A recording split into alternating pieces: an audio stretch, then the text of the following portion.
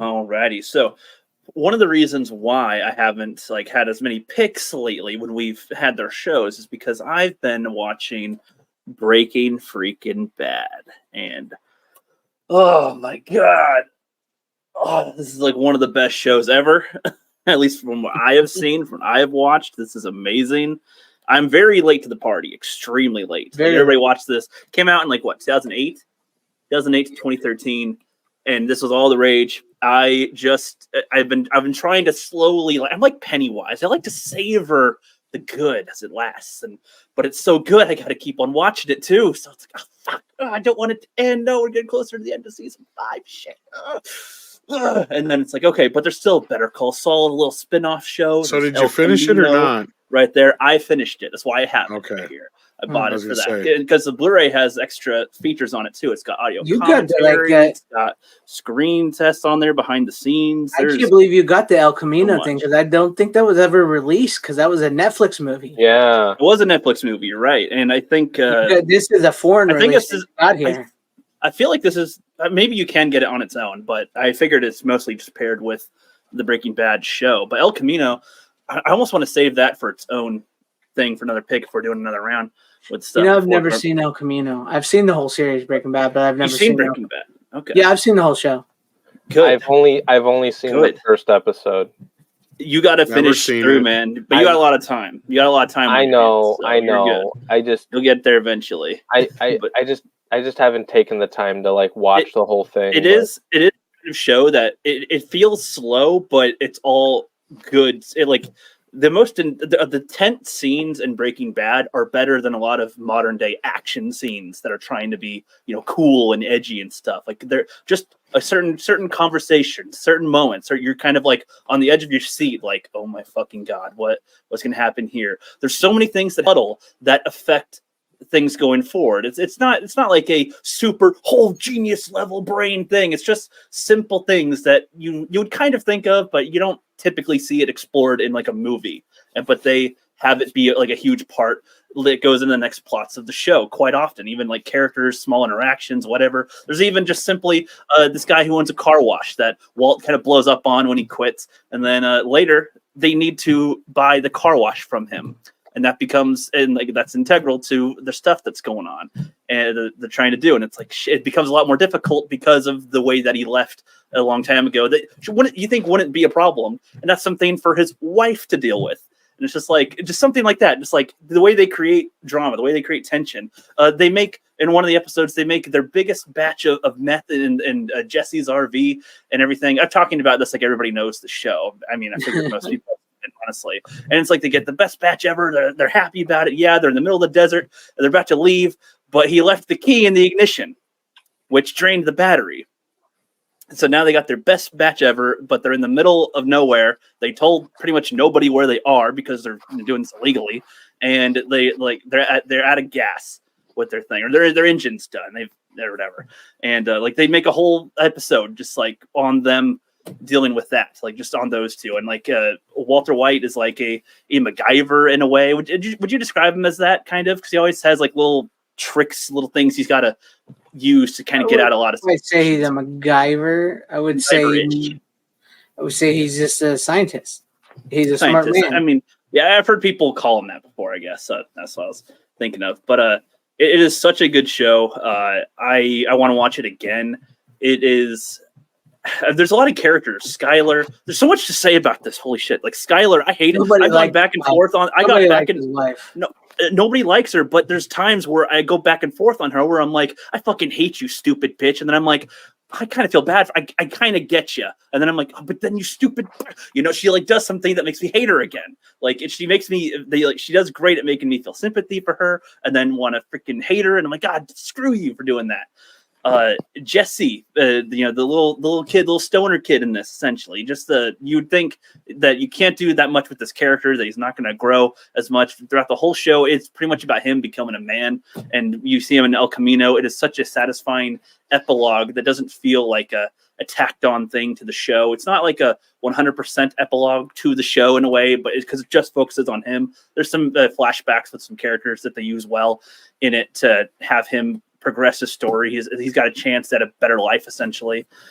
there's so many things with this show to go over. Like I could spend all night talking about it. I mean, the way that they utilize color, the way they utilize the scenes, the way they have Walt's progression as a guy they have him start perfectly. He's in his 50s. He just turned 50. He's defeated, kind of like settled in his life, man.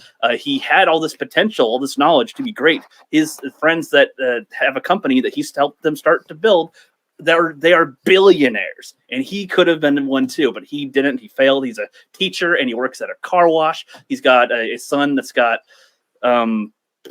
what's it called that he has? He's got the crutches, multiple sclerosis. No, MS. MS. He's got a special needs kid anyway, and his wife is pregnant, and then he is diagnosed with cancer. And like the medical bills for that would be extreme. What is he leaving behind for his family? What can he do? His brother-in-law works with the DEA, and he has all these drug busts. And Walt is seeing this and is like, that's a lot of money. That's a little bust, and that's a lot of money for a little. Yeah, that's cerebral palsy. Yeah, cerebral palsy. He gets motivated. He starts to become motivated by we all feel like he's doing the right thing for his family, and he is. We're following him. He's our protagonist, but he is technically a bad guy. Like, he does a lot. We understand him completely, but he does a lot of shady shit, and his manipulation grows throughout the show so subtly. It's like a Twitch movement. He's like, oh, I'm innocent Walter White, to I'm fucking Heisenberg. Like, I am this guy who is like with Jesse. Like, you see that happen with Jesse in the last season as it's like winding down. Like how the effect that his manipulation has had on this kid. Like, are you even being honest with me ever? Like, are you ever just being straight, or are you trying to angle me? What are you doing? The wife, Skylar, at the beginning of season 5, she is. There's a scene in there, I forget which episode, but she is like terrified of Walt. She is like, I don't know what to do with you. I don't know what to do. I'm trying to do anything I can to get the kids safe, and you now, like this guy that started out as such a weak demeanor to this, like, he gives the impression that he is this super kingpin, even though he's really not. Like, he's really not. But he becomes notorious for what he's able to accomplish. And even if people in the chat have no spoilers about the show, it is 100% worth seeing the show anyway to watch it all play out. It is so good. Better Call Saul is a spinoff to this show. There's a little bit of overlap of some characters so far. I've only seen season 1 of Better Call Saul so far, and he's a character in the show that has helped them out with a lot of their stuff. He's pretty important and integral, and it's cool seeing his story too in the beginning. So I couldn't recommend Breaking Bad enough. If I've ever recommended enough stuff, I would take away all those recommendations and recommend you at least. But this is a bucket list show.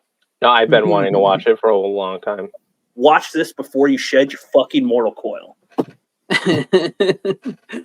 High praise, Brooke. I actually have seen the show. I do agree it is a really great show. It is a slow burn show. I was going to say the first episode was a kind of a slow burn, but it is a slow burn. It's all worth it. It's all worth it. You will feel the intensity will be in like there. You'll feel the intensity as you go. That's what's funny about it. It's not even like that action packed. There's a lot of violence in it. But it's not like super full of action or whatever, the fast paced stuff. But there's tense moments everywhere that is like just has you on the edge of your seat. And if you pay, they reward you so much with subtlety. They never badger your fucking face with stuff. A lot of things are things you got to pick up on, especially with Skylar and stuff. Like she's not direct at all. She's like, oh, she's doing something, but you're like, oh, it's just a bitch wife. What's going on with her? But like, she has reason to feel the way she does. But she does have reason to feel the way she does because of what he does to her and like how this affects her. Like, she doesn't know, even because he keeps everything secret. Like, he's like honest with her, like maybe 10% of the time. Like, so she just feels this wall up. She's got her kid. She's pregnant. She knows he's dying. And it's like, what is she supposed to think of the future? Like that, like, so they do make even with characters that you might not like as much, you do enjoy them while they're around and what they're doing. The show is so good. I can't give enough praise. Like, I'm gonna watch all the commentary and all the stuff, all the special features. There's only some movies where I will really watch like every single thing about them. Like, I've only done that with like Lord of the Rings and maybe something else. I'm gonna watch like every extra bit about this that I possibly can. This is so fucking good. Well, all right, Rook. All right, I can see you're very, very excited about that. So I agree. Yes. Like I said, I watched the show when it was new. I saw it every week. My dad liked it, and we watched it. So I enjoy the show. I do think it's a really, really great show. It's probably one of the last great shows I ever watched on TV. My Because God. I don't watch a whole lot of TV. What about TV Cobra shows Kai? TV shows that is. Right. Other than my older shows that when I grew up on and everything that I buy. What about Copies Cobra of Kai? Yeah, I watch Cobra Kai, but I mean, it's That's different. Good. That's good TV. No, that's good TV. It's Good different, TV, but but what I mean, like this is good adult TV, I should say. A okay. good adult Okay, television. that's fair. That's fair. Cobra Kai is like everybody can watch Cobra Kai. It's just, Yeah, no, for sure. just Yeah, great. yeah. This is like one of those shows that you've got to be in the right mood to watch. Otherwise, you might not be following along as much. And You it gotta- is.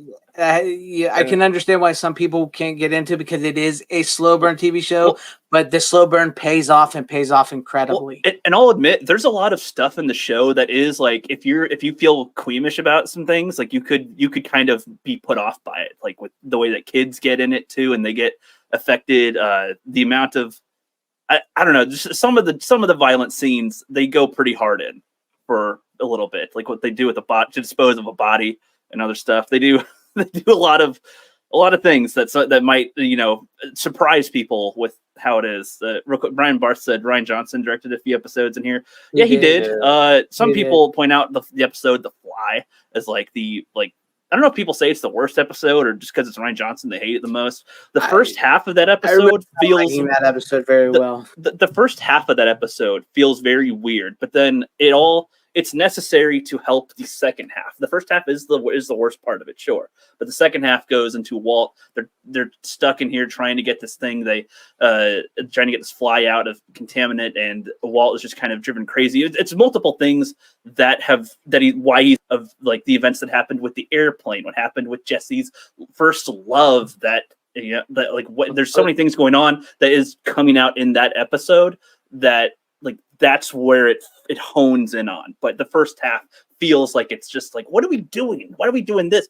Because the drama before that is so intense that it's like, why are we on this fucking fly? Like, it's like you feel aggravated watching it. Wait, I got a question I think it's for you though. Did he directed some episodes, but did he write the episodes? No, I don't believe he did. I don't think so. Bryan Cranston, Aaron Paul, a lot of the actors in the show did a lot of assistance with writing, but they had a writing team. They had a directing. There was a lot of overlap in the cast. I'm talking about Ryan Johnson specifically. But as far as I can tell, I don't think he. I don't think so. Because I think it's not so much his directing, it's his writing that's not good, like in Last Jedi and all that type of shit. If you give him something to work with, like it'll be just fine. Yeah. But speaking of Rook's praise on Breaking Bad and all that, I shit you not, dude, there are fucking courses at the college I go to that's dedicated towards Breaking Bad and Better Call Saul that are like lecture they courses. Should be. Good. On like editing and shit. I shit you not. Good. I know. There's a lot you can do from it. I mean, there's the type of things with that just reminds me of like I saw the director talking like they were going to have. I think those are courses mainly if you're like getting into TV more so than film. But right. I'm more of a film guy. This works so much as a show compared to a film. Like yes, because there are television related courses more so than film, but those are like some of the television courses you can take are like, some of the lecture courses on like, they literally like talk about Breaking Bad and Better Call Saul. Yeah. Well, I mean, there's moments where they were going to have a lot of the show in season 2 be like in Jesse's basement, but then for some reason they couldn't film in that location. So they made that part of the script in the show that they had to move it, and they would organically do so many things like that it just feels like, well, why would they have written this? It's like, because something went wrong in the production, and so they're shifting the story to fit with what went wrong. They were gonna kill Jesse Pinkman at the end of season 1. But look at what happened with him. He's a star of El Camino. He's the survivor. I spoilers, but I mean, I understand how that shit feels good. when you don't get a fucking location anymore and you gotta fucking have a plan B. That shit sucks. Yeah. I've heard many stories from Yep.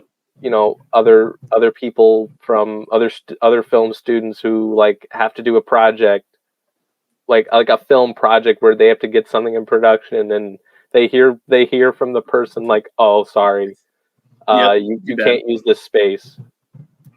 Yep. But yeah. Yeah. Yeah, that's all I got for that. I'll cut myself off there.